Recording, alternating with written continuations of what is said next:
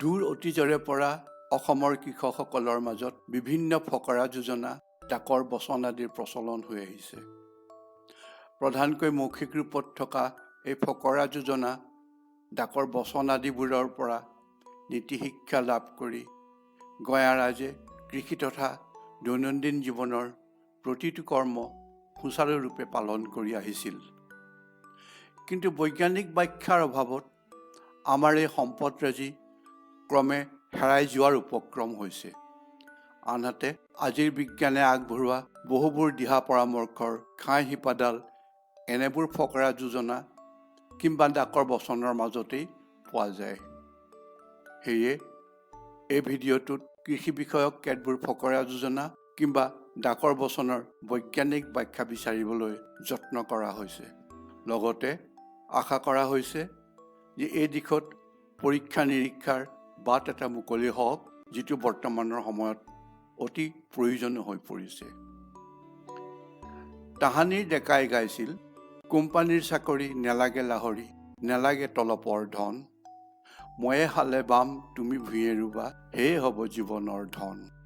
সেইবাবে আনৰ তলত গোলামী নকৰি নিজ মাটিতে খেতি বাতি কৰি লক্ষী দেৱীৰ আশীৰ্বাদত বেহা বেপাৰৰ জৰিয়তে দুটামান চিকাৰোগ ঘটি পৰিয়ালটোক পোহপাল দিছিল। ৰাহি ধনেৰে এহালিচা দুহালিচাকৈ মাটি কিনিছিল।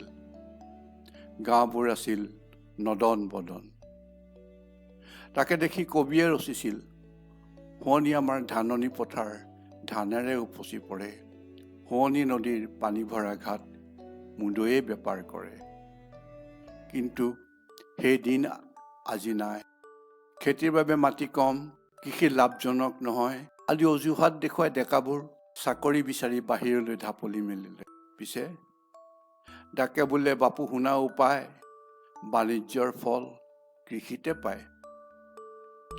সকলোৱে যেন পাহৰি গ'ল, কৃষিত তুমি কৰিবা সাৰ, দুৰ্ভিক্ষত কৃষিয়ে কৰিব নিস্তাৰ।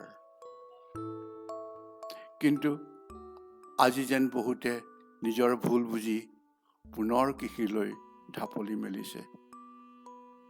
বিজ্ঞানৰ ন উদ্ভাৱনে তেওঁলোকক আকৰ্ষণ কৰিছে। নতুন চিন্তা, নতুন আঁচনি, নতুন সপোন লৈ তেওঁলোক আগবাঢ়ি আহিছে। মানুহৰ তিনিটা মৌলিক প্ৰয়োজনৰ ভিতৰত অন্ন হ'ল প্ৰধান। আমাৰ অন্ন হ'ল ভাত। হাতত যিমানেই ধন নাথাকক কিয়, ধান নাথাকিলে সকলো অসাৰ। সেয়ে কোৱা হয়, ধনৰ মধ্যে ধানেহে শোভন, ধান নহ'লে মৰা তিতিক্ষণ। আনহাতে সমাজত যাৰ নাই ধান তাৰ নাই মান। তদুপৰি গোটেই বছৰ জুৰি নিজ ভঁৰালৰ পুৰণি ধানৰ ভাত খোৱা জনকহে সমাজে আদ্যৱন্ত লোক বুলি গণ্য কৰে। কথাতে কয়, ওপৰে যিমান তলে সিমান, তাকে বোলে চিৰি, ন সাঁচি পুৰণি খায়, তাকে বোলে গিৰি। সমাজত এনে উচ্চ স্থান পোৱা লোকজনে জানে, ফাগুন চ'তত কৰিবলগীয়া আহু খেতিৰ বাবে পুহ মাহৰ পৰাই প্ৰস্তুতি কৰিব লাগিব। সেইদৰে জেঠ মাহৰ পৰা প্ৰস্তুতি নচলালে শালীৰ কঠীয়া শাওনত ৰুব পৰা নাযাব। কাৰণ দাস পুৰুষে কৈ গৈছে, পুহত আহু জেঠত শালী, তেৱেহে জানিবা গৃহস্থালী। কিন্তু ইয়াকে নকৰি যিজনে আহাৰে শাওনে শুব, ভাদৰ শেষত কঠীয়া পাৰি মাটি দৰা চেৰেক ৰুব। নাইবা আহাৰ গ'ল, শাওন গ'ল, ভাদৰ পৰিল শেষ, লৰা লৰি চাপিয়া খেতি লওঁ লেখ। এইবুলি খেতি কৰিবলৈ যোৱাজনক দাস পুৰুষে সকীয়াই দিছে, কৃষি কৃষকত নকৰি মন, বৃথাই যায় গৃহস্থৰ ধন। ধান অসমৰ প্ৰধান শস্য আৰু শালি খেতিটো অসমৰ প্ৰধান খেতি। সেয়ে এই খেতিটো সঠিকভাৱে কৰাটো একান্ত প্ৰয়োজন। তাৰ বাবে ফকৰা যোজনা, ডাকৰ বচন আদিত অনেক দিহা পৰামৰ্শ পোৱা যায়। শালি ধানৰ জাতবোৰ দীৰ্ঘদিনীয়া। এই দীৰ্ঘদিনীয়া জাতবোৰৰ পৰা ভাল উৎপাদন পাবলৈ হ'লে শাওনৰ প্ৰথম পষেকত ৰুই শেষ কৰিব লাগে। বিজ্ঞানীসকলে দেখিছে, ধান গছৰ প্ৰজনন পৰ্যায়ৰ সময়ত বায়ুমণ্ডলৰ উষ্ণতা 15 ডিগ্ৰী চেণ্টিগ্ৰেডতকৈ কম হ'লে গেৰ ধৰা, ফুল ফুলা আদি কাৰ্যবোৰত ব্ৰেকঘাট জন্মিব, যাৰ বাবে ফুল নুফুলি গেৰ ধৰা অৱস্থাতে থাকিব, নাইবা ফুল ফুলিলেও ঠোকবোৰ চুটি আৰু পতনুৱা হ'ব। সেয়ে কোৱা হয়, শাওণৰ কঠীয়া নহয় ধান, আহিনত ৰোৱা বিফল জান। কাৰণ শাওণত কঠীয়া পাৰি আহিনত ৰুলে গেৰ ধৰা, ফুল ফুলা আদি কাৰ্যবোৰৰ সময়ত বায়ুমণ্ডলৰ উষ্ণতা 15 ডিগ্ৰী চেণ্টিগ্ৰেডতকৈ কম হ'ব, যাৰ বাবে খেতিটো বিফল হ'ব। বাৰিষা আগমনৰ লগে লগে হাল জুৰিবলৈ প্ৰস্তুত হ'ব লাগে। পথাৰত পানী জমা হোৱাৰ লগে লগে বেঙৰ মাতে জনাই দিয়ে যে হাল জুৰিবৰ হ'ল। বাৰিষা কালত বেংগৰ ৰাও, হাল গৰু লৈ পথাৰত যাওঁ। কিন্তু হালৰ গৰুহাল কেনে হ'ব লাগিব?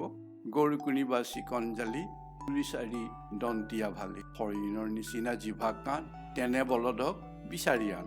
কোনোৱে আকৌ কয়, গৰু কিনিবা দীঘল নেজা, মৈত উঠিলে নহয় কোজা। অৱশ্যে কেৱল বলদহাল দীঘল নেজীয়া কিংবা চাৰিদন্তীয়া হ'লেই নহ'ব, 10 বজীয়াও হ'ব লাগিব। এনে গৰুৱেহে মাটি সময়ত সাজু কৰি তুলিব। সেয়ে কোৱা হয়, টিক বলধা ওলাই মাটি, মাক ভালেহে জীয়েক জাতি। কৃষকৰ সম্পদ এই গৰুহাল যতনেৰে ৰখাটো একান্ত প্ৰয়োজনীয় কথা। কৃষিক যদি কৰিবৰ মন, হাল গৰু ৰাখ কৰি যতন। পিছে গৰুহাল 10 বজীয়া হ'ল বুলিয়েই মাটি চহ কৰি থাকিবনে? খেতিৰ বাবে কেইবাৰ চাহ কৰিব লাগিব তাৰ হিচাপ দাস পুৰুষে এই বুলি দি গৈছে। 16 চাহে মূলা, তাৰ অৰ্ধেক তোলা, তাৰ অৰ্ধেক ধান, বিনা চাহে পাণ। অৰ্থাৎ ধানৰ বাবে 4 চাহেই যথেষ্ট। কঠীয়া সময়ত সিঁচি ভালদৰে যতন ল'ব লাগিব। কাৰণ সুস্থ সবল কঠীয়াৰ পৰাহে ভাল ফল আশা কৰিব পৰা যায়। কথাতে কয়, বাইগুণে ভিনিহি, কঠীয়া গুণে কিৰিখি। অৰ্থাৎ বাইজনী যদি ভাল হয়, মাকৰ ঘৰলৈ অহা যোৱা কৰি থাকিব, তেতিয়া ভিনিহিজনো আহি থাকিব আৰু আমি ভাল ভিনিহি এজন পাম। সেইদৰে কঠীয়া যদি ভাল হয়, তেন্তে তাৰ পৰা ভাল ফচল আশা কৰিব পৰা যায়। আহু ৰুবা খোজত বুৰি, শালি ৰুবা বেগত জুৰি। গোচাবোৰ কিমান আঁতৰত ৰুব লাগিব সেইটো নিৰ্ভৰ কৰে জাতটোৰ কৃষিকালৰ ওপৰত। আহুৰ জাতবোৰ কম দিনীয়া, সেইবাবে এখোজত বুৰি অৰ্থাৎ 1 কুৰিমান গোচা ৰুব পৰা যায়। এই কুৰি সংখ্যা ঘনকৈ ৰোৱাৰ অৰ্থতহে ব্যৱহাৰ হৈছে। আনহাতে শালিৰ জাতবোৰ দীঘলীয়াভাৱে হেৰেঙাকৈ ৰুব লাগে। বিজ্ঞানীসকলে পৰীক্ষা কৰি আহুৰ জাতবোৰ 6 ইঞ্চিৰ আঁতৰত আৰু শালিৰ জাতবোৰ 8 ইঞ্চি আঁতৰত ৰুবলৈ পৰামৰ্শ দিছে। এবেগত হ'ল প্ৰায় 8 ইঞ্চি বা 20 চেণ্টিমিটাৰ, যিটো জোখ ডাকৰ বচনতো পোৱা যায়। অৱশ্যে এই জোখ সকলো পৰিস্থিতিৰ বাবে নহয়। যেবেহে দেখিবা আঁঠুসম পানী, হাতেকত গোচা দিবা জানি। অৰ্থাৎ পথাৰত যদি পানী একাঠু যেন হয়, তেতিয়া এহাতমান আঁতৰত গোচা দিব লাগে। বিজ্ঞানীসকলেও এই পৰামৰ্শকে দিছে। শালি খেতিত পানী অতি প্ৰয়োজন, সেয়া শালি খেতিক পানী খেতি বুলিও কয়। আনহাতে পানী সমভাৱে বিয়পি পৰিব পৰাকৈ পথাৰখন সমান নহ'বও পাৰে। এনেহ'লে ওখ ঠাইৰ পৰা দ ভাগলৈ পানী বৈ যাব। এনে নহ'বৰ বাবে পথাৰখনত আলি দি কিছুমান সৰু সৰু ডৰাত ভাগ কৰা হয়। এনে কৰিলে ডৰাবোৰত পানী জমা হৈ থাকিব। পথাৰখন যিমানেই হেলনীয়া হ'ব, সিমান বেছি আলি দিবলগীয়া হ'ব। সেয়ে দাস পুৰুষে কৈ গৈছে, ঘন ঘনকৈ দিয়ালি, পৰ্বতৰ টিঙতো ৰুবা শালি। তেওঁ যদি নহয় শালি, তেহে দিবা ডাকক গালি। এইদৰে ঘন ঘনকৈ আলি দি পাহাৰীয়া অঞ্চলত অতি সফলভাৱে ধান খেতি কৰা হয়। বিজ্ঞানীসকলে টেৰেছ কাল্টিভেশ্যন বুলি কোৱা এই পদ্ধতিত ধান খেতিৰ উপৰিও আন শস্যৰ খেতিও কৰিব পৰা যায়। শাওণত ৰোৱা গোচাবোৰত আহিন কাতি মাহত গেৰ ধৰা, ফুল ধৰা আদি কাৰ্যবোৰ ঘটিব। এই সময়ত পথাৰত পানী থকাটো অত্যন্ত জৰুৰী কথা। পানীৰ অভাৱত ঠোক ভালদৰে নোলাব বা ওলালেও চুটি আৰু পতনুৱা হ'ব। সেয়ে কোৱা হয়, আহিনে কাটিয়ে ৰাখিবা পানী, ৰজাই যেনেকৈ ৰাখে ৰাণী। আমাৰ কৃষি বৰষুণৰ ওপৰত নিৰ্ভৰশীল। সেয়ে বিভিন্ন মাহত হোৱা বৰষুণক লৈ বহুকেইটা বচন পোৱা যায়। যদি বৰিষে জলধাৰে কি কৰিব তাক গণিতিকাৰে, তথাপিতো তিথিবাৰ চাই ডাকে বোলে কিছু বোলা যায়। যদি বৰষে আহিন কাটি সোণ পৰে ৰাতি ৰাতি, যদি বৰষে আঘোণ পুহ ধান গুচি হয় তুহ, যদি বৰষে মাঘৰ শেষ ধন্য ৰাজা ধন্য দেশ, যদি বৰষে বহাগ চুত বাপে পুৱে কয় বোলে ধান থম ক'ত, আনহাতে আহাৰৰ নৱমী শুক্ল পক্ষত যদি বৰষে ভূমিতলত শাল ফাল বেছি চিন্তিয় দেৱ, ৰজা ঘৰত কৰিও সেৱ। অৰ্থাৎ এনে অৱস্থাত ৰজাঘৰৰ সহায় অৰ্থাৎ ৰিলিফৰ অবিহনে যে গত্যন্তৰ নাই, সেই কথা ডাক পুৰুষে তাহানিতে অনুমান কৰিছিল। অৱশ্যে আজিৰ বিজ্ঞানে এনে অৱস্থাৰ পৰা উদ্ধাৰ পাবলৈ বহুকেইটা কৌশল উদ্ভাৱন কৰিছে, যাৰ বাবে হাল ফাল বেচিবৰ আৱশ্যক নাই আৰু ৰজাঘৰলৈকো হাত মেলিব নালাগে। আনহাতে জেঠত যদি পাতলীয়া বৰষুণ পৰে তেন্তে 4 মাহলৈ বৰষুণ পৰি থাকিব বুলি ডাকে কয়। ঋণী ঋণী জল পৰে জৈঠত, 4 মাহ বৃষ্টি পৰে লোকত। ডাক পুৰুষে বতৰক লৈ কৰা আন দুটামান বচন এনেধৰণৰ: পূবে গাজিলে ধান, উত্তৰে গাজিলে বান, দক্ষিণে গাজিলে সানে, পশ্চিমে গাজিলে আনে, উত্তৰে গাজিলে জানিবা খৰ, দক্ষিণে গাজিলে মাৰিবা লৰ।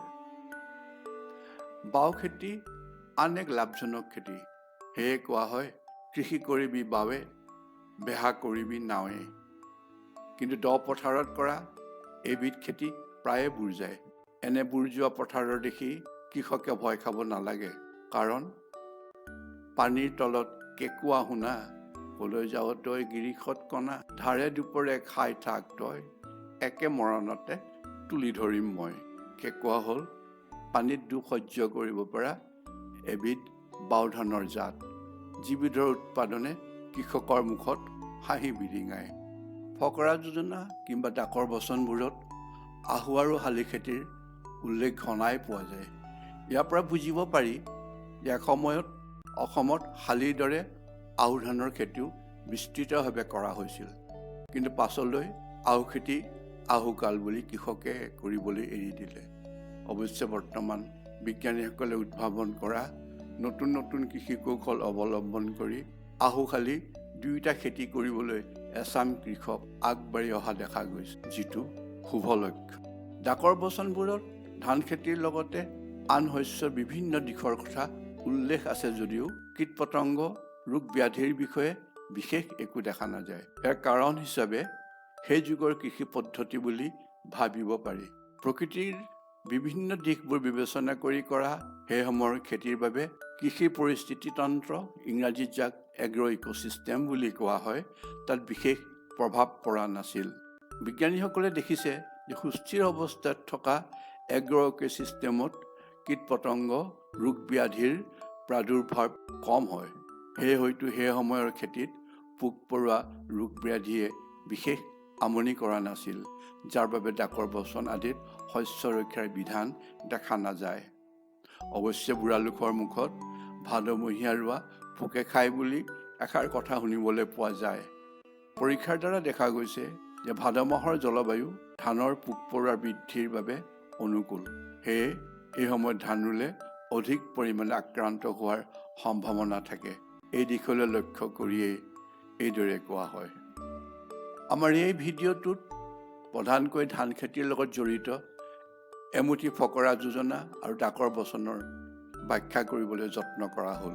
পৰৱৰ্তী খণ্ডত কৃষিৰ লগতে আন কিছুমান ফকৰা যোজনা তথা ডাকৰ বচনৰ ব্যাখ্যা আগবঢ়াবলৈ যত্ন কৰা হ'ব। ভিডিঅ'টো ভাল পালে লাইক আৰু ছাবস্ক্ৰাইব কৰি আমাক উৎসাহিত কৰে যেন। ধন্যবাদ।